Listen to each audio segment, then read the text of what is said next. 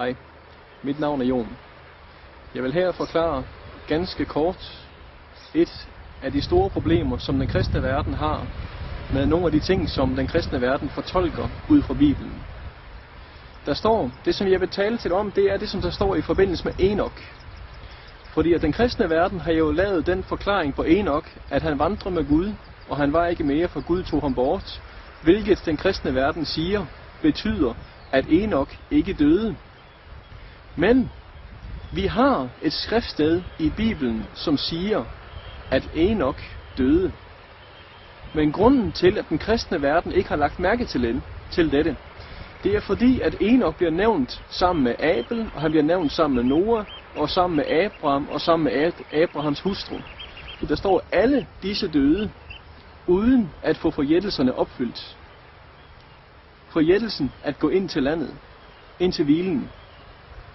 Og når der nu står det her, at Abel bragte et bedre offer, og Enok profeterede over den ugudelige slægt, og hilste det i det fjerne, og at Noah, han bragte fordømmelse over den daværende verden, og gik ind til en ny verden, men dog ikke den verden, som Gud havde forudsagt skal komme, og at Abraham og Sara begge to får et godt vidnesbyrd fra Gud ved tro.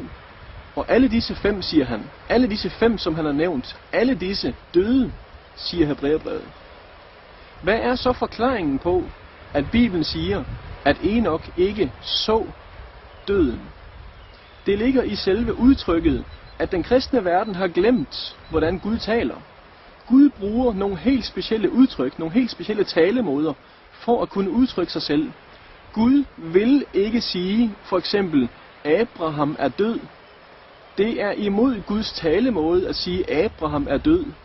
Når Jesus henviser til Abraham, så siger Jesus, Gud er ikke Gud for de døde. Han er Gud for de levende, siger han. Og derfor siger Jesus, at Abraham han er levende for Gud. Og derfor bruger Jesus for eksempel udtrykket, at Lazarus han sover. Og hans disciple misforstår ham desværre, og tror, at Lazarus sover. Men det som Jesus mener med, det er, Lazarus er død, og jeg går hen for at vække ham af søvne fra døden. Han går hen og vækker ham fra døden. Og på den måde er vi nødt til at læse skrifterne. Når der står i Bibelen, at Adam faldt i en dyb søvn, så er det en direkte hentydning til, at Adam døde. For Gud vil ikke kalde sin søn Adam for død. Han vil sige det samme om Adam, som han siger om Abraham. Han siger, Adam er faldet i en dyb søvn, og jeg vil vække ham op til live igen. Og Gud fuldbyrdede skaberværket på den 7. dag ved at oprejse Adam fra de døde. Og der fuldbyrdede Gud Adams krone ved hans side. Men tilbage til Enok. Det som skete ved Enok, det er at Gud siger, at Enok skal ikke se døden, før dette her er opfyldt. Han skal ikke se døden, siger han, men han skal smage døden. Og Enok han gik bort ved død for ikke at se døden. Og hvordan vil jeg så forklare det? Jo, forklaringen ligger i, at det som vi i dag kalder for en profet, det er det som de gamle i sin tid kaldte for seere. Og Enok, den 7. fra Adam, han var profet, han var seer. Han så dommen over den ugudelige slægt, og han profeterer, at dommen den kommer, men selv skal han ikke se dommen. Hvem er så dommen? Hvad er så dommen? Og det er faktisk et hvem, for spørgsmålet er, hvem er dommen? Og det er Noah. Noah, han er selveste dommen, der står, at Noah fordømte den daværende verden. Så når vi ser efter, hvad skete der egentlig? Hvornår døde Enok, og hvornår blev Noah født? Der går præcist 4 år imellem, at Enok bliver født, efter at Noah han bliver født, før Enok han dør. Enok dør, og 4 år senere, så bliver Noah født. Og når vi tager det begreb, at se et menneske, se det som spæde, så siger Bibelen for eksempel, at der var en, som kom og så Jesus som spædebarn i krybben.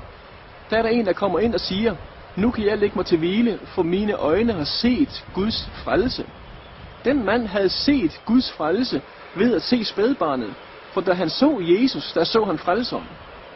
Og sådan er det også med den, som ser Noah. Den, som så Noah, han havde dermed set dødsdommen, for Noah var den, som dømte den derværende verden til døden ved vand. Og når vi tænker således, så begynder der at tegne sig et helt nyt billede for os. Og det nye billede, det handler om den kommende verden, den nye verden, den verden, som jeg i dag lever i, den som du og jeg lever i. Det er den åndelige verden. Den åndelige verden skal dømmes, men ikke med vand som den første verden. Den åndelige verden skal dømmes med ild. Og det er det, som sker, når ilden kommer fra skyerne, som Bibelen siger. At der skal komme ild fra skyerne, som skal fortære den ugudelige. Og hvad vil det sige? Hvis den kristne verden tænker som voksne folk, som åndeligt voksne folk, og ligger det barnagtige af sig, og lader være med at tænke som små børn i den åndelige verden, så vil den kristne verden begynde at forstå, at skyerne, det er vidnerne. Det er dem, som hører til i skyerne, som er dem, som kommer til at fordømme den nuværende verden. Og derfor skal vi samles i skyerne. Og så spørger de, når de siger hvor, som om det ikke var nok at vide, at vi skal samles i skyerne. Det er ikke svaret. Svaret er ikke, at vi skal samles i skyerne, men svaret er, at skyerne skal samle sig. Og når skyerne samler sig, så er spørgsmålet, hvor, spørger de. De samler sig der, hvor ådslet er, der, hvor føden er, der, hvor maden er. Der vil skyerne trække sig sammen, og derudfra vil dommen gå ud over hele verden.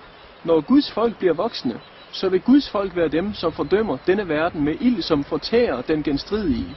Og den ugudelighed kan kun fortæres ved Guds kraft, og ikke ved menneskevåben, ikke ved sværd, siger Bibelen, ikke ved magt, men med min ånd, siger Herren. Sådan skal denne her jord atter blive renset ved Guds kraft.